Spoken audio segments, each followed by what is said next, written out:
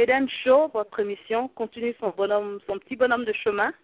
Nous continuons d'apporter l'évangile là où vous êtes, dans vos maisons, dans vos bureaux, dans vos chambres, partout où vous êtes. Nous voulons vous annoncer l'évangile. Nous voulons vous parler de la bonté de Dieu. Nous voulons vous parler des merveilles de Dieu, des promesses que l'Éternel a pour vous. Ce soir, nous voulons parler de la bénédiction de l'Éternel. Notre Dieu est un Dieu vivant qui bénit, qui fait du bien à tous ses enfants, sans exception. À tous ses enfants qui le suivent, qui lui obéissent, il est béni. Il change leur situation. C'est pourquoi ce soir, nous voulons voir la vie d'Abraham et son épouse Sarah. Voyez, quand Dieu a voulu bénir Sarah et Abraham, bénir le couple, il a commencé à changer leur nom. Le nom d'Abraham, il a appelé Abraham, parce qu'il allait être le père d'une multitude, le père des nations. Il a fait la même chose pour son épouse. Il a dit, Sarah ne va plus s'appeler Sarai, mais tu l'appelleras aujourd'hui, à partir d'aujourd'hui, tu l'appelleras Sarah, parce qu'elle sera la mère d'une multitude. Des nations, des rois, de peuples sortiront d'elle. Ce sera une grande dame. Voyez, nous allons étudier cela. Nous allons prendre nos Bibles. Nous demandons à Dieu de bénir sa parole et de nous révéler, de nous parler par le réma, de nous parler par rapport à notre situation, par rapport à notre vie, par rapport à ce que tu traverses, que Dieu te dise quelque chose qui va te fortifier et te remettre sur le chemin. Prenons nos Bibles aujourd'hui dans le livre de Genèse. Genèse, à partir du chapitre 17, Genèse 17, à partir du verset 15 à 19. Lisons la parole. Dieu dit à Abraham, tu ne donneras plus à Sarai, ta femme, le nom de Sarai, mais son nom sera Sarah. Je la bénirai et je te donnerai d'elle un fils. Je la bénirai, elle deviendra des nations, des rois, de peuples sortiront d'elle. Abraham tomba sur sa face, il rit et dit en son cœur, naîtra-t-il un fils à un homme de 100 ans? Et Sarah, âgée de 90 ans, enfantera-t-elle? Et Abraham dit à Dieu, oh, qu'Ismaël vive devant ta face. Dieu dit certainement, Sarah, ta femme, t'enfantera un fils, et tu l'appelleras du nom d'Isaac.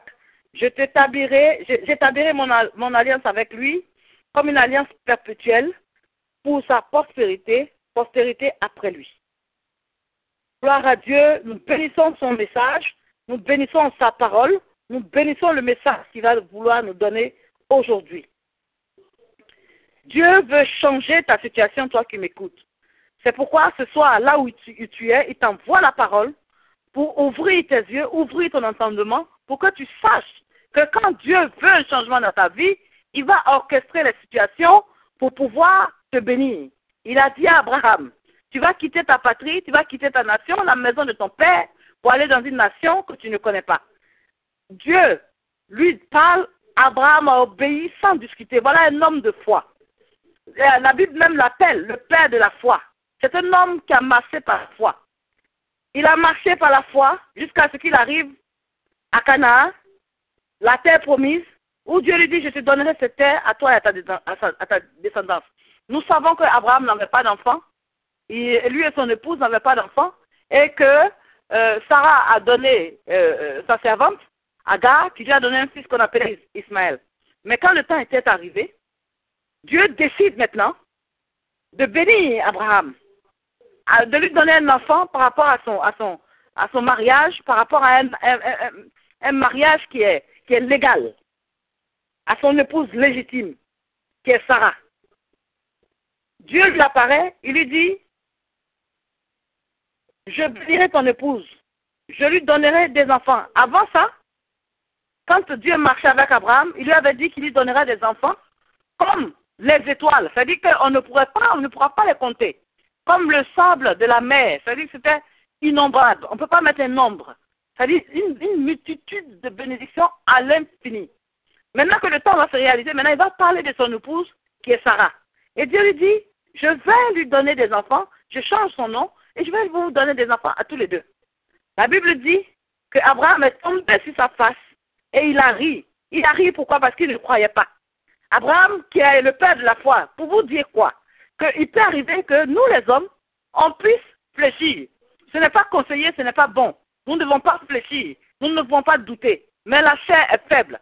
Ce n'est pas une raison pour douter. Nous ne devons pas douter, nous devons toujours avoir la foi. Mais pour vous dire que Abraham, qui est le père de la foi, ici a douté. Il n'a pas cru parce qu'il a regardé à sa situation, à son physique. Il dit non, je suis trop vieux. J'ai 99 ans, presque 100 ans. Non, ce n'est pas possible. Je ne peux pas avoir d'enfant. Et Sarah qui a 90 ans, mon épouse, ce n'est pas possible. Voyez? Mais pendant qu'il disait ça, Dieu lui dit, je la bénirai et je te donnerai d'elle un fils. Avec un, Dieu en a fait des milliers.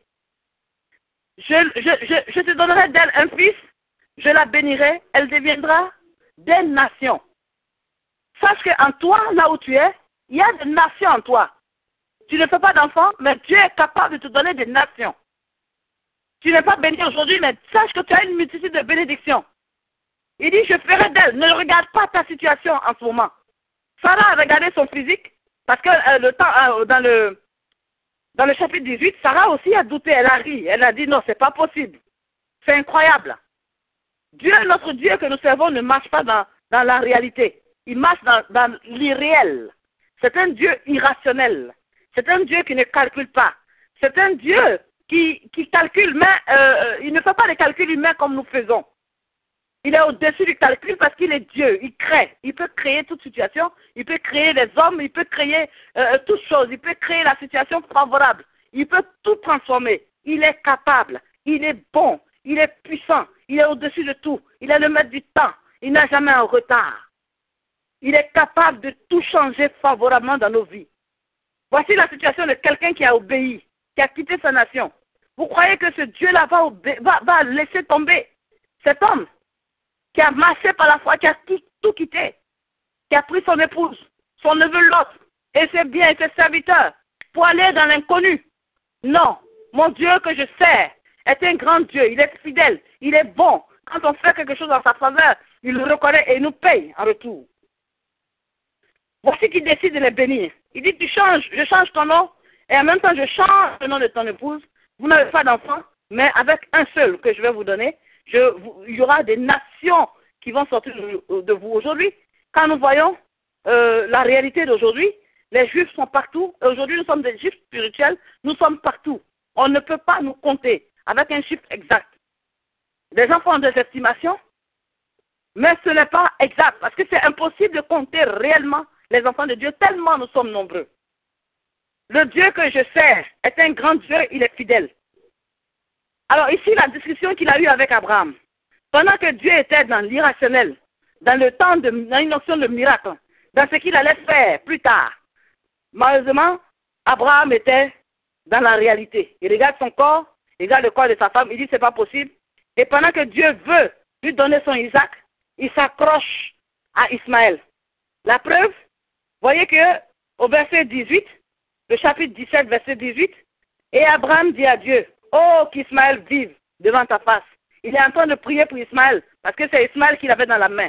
Dieu veut enlever l'Ismaël pour te donner le Isaac. Parce qu'avec l'Ismaël, ce n'est pas la même chose, ce n'est pas la même bénédiction. C'est une bénédiction limitée. Peut-être que tu as une position à laquelle tu t'accroches. Peut-être qu'on t'a chassé du travail. Peut-être que tu as perdu ton emploi. Et tu es en train de regretter et te lamenter. Et tu es en train de pleurer parce que tu te dis non, c'est fini. Dieu n'a pas fini avec toi. Il y a ton Isaac qui est en préparation. Dieu veut te parler d'un futur de bénédiction, un futur de prospérité, un futur d'élévation, un futur de beaucoup de bonheur. Mais tu t'accroches à Isaac. Ce soir, si tu m'écoutes, je t'exhorte à laisser partir Ismaël, et de t'accrocher aux promesses de Dieu, de t'accrocher à Isaac. Parce que Abraham a douté, mais plus loin, il a cru. C'est pourquoi l'année qui a suivi, Dieu lui a donné son fils Isaac qui a fait son bonheur. Aujourd'hui, quand nous lisons l'histoire, nous voyons que il y a eu beaucoup de rois qui sont sortis d'eux. Il y a eu David, il y a eu Salomon et bien d'autres, jusqu'au temps de Jésus, le roi des rois. notre Dieu que nous servons est un grand Dieu, puissant Dieu, merveilleux Dieu, qui ne ment pas. Il n'est pas un homme pour mentir, ni un homme pour se démentir. Quand il dit quelque chose, il le fait. La preuve, moi j'aime beaucoup parler avec les preuves. Il a dit à Abraham, pendant que, au verset 18, Abraham s'accrochait à Ismaël, au verset 19, Dieu dit certainement. J'aime le mot certainement. Répète avec moi, certainement. Certainement, c'est-à-dire sûrement, sans aucun doute, forcément. Sarah, ta femme, t'enfantera un fils, et tu l'appelleras du nom d'Isaac. J'établirai mon alliance avec lui, comme une alliance perpétuelle pour sa postérité après lui. Alléluia! J'établirai mon alliance avec lui. Et cette alliance qu'il va établir avec lui, il avait déjà établi avec Abraham. Il lui a donné un signe qu'il fallait circoncire tous les mâles. Il dit ce sera le signe de notre alliance. Et vous allez être mon peuple pour toujours. Je serai votre Dieu et vous serez mon peuple. Mais il faut circoncire tous les hommes, tous les mâles. C'est ça l'alliance. Il a tissé l'alliance avec Abraham et maintenant il va tisser avec le fils légitime qui est Isaac. Et ensuite, la descendance d'Isaac jusqu'à aujourd'hui à nous. Nous avons une alliance et nous bénissons Dieu pour cette alliance que nous avons avec lui. C'est pourquoi nous devons marcher dans la vérité, dans l'obéissance et dans la soumission. Parce que nous avons une alliance. Si nous faisons notre part, Dieu fera sa part. Abraham, finalement, a cru et il a reçu son Isaac. Ce soir, si tu m'écoutes, si tu crois à cette parole, si tu crois en promesse de l'Éternel, en lisant la Bible, tu vas voir que ton Isaac viendra et ça va se multiplier. Parce que tu sais un Dieu de multiplication. Dieu veut arranger ta vie.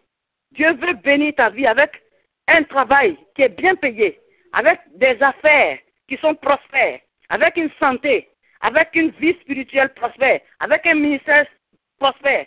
Mais seulement, il te demande de croire, de laisser partir la chair, de laisser partir Ismaël, de ne pas t'accrocher à ce que tu as et tu crois que c'est fini, c'est la fin du monde. Non, Dieu a mieux pour toi. Que Dieu te bénisse, que Dieu te récompense de ce que tu vas commencer à appliquer cette parole. Que le Seigneur lui-même se révèle à toi au travers de sa parole, pendant que tu vas lire la parole. Ce que Dieu a fait pour Abraham, il peut le faire aujourd'hui pour toi. Mais ça dépend de toi. Merci de nous avoir suivis sur notre plateau d'Eden Show. Nous nous reverrons sûrement la prochaine fois par la grâce de Dieu. Que Dieu vous bénisse et c'était un plaisir de vous avoir. Vous avez en ligne votre servante, la révérende Rose Dawé, et ce fut un plaisir pour moi de partager la parole avec vous.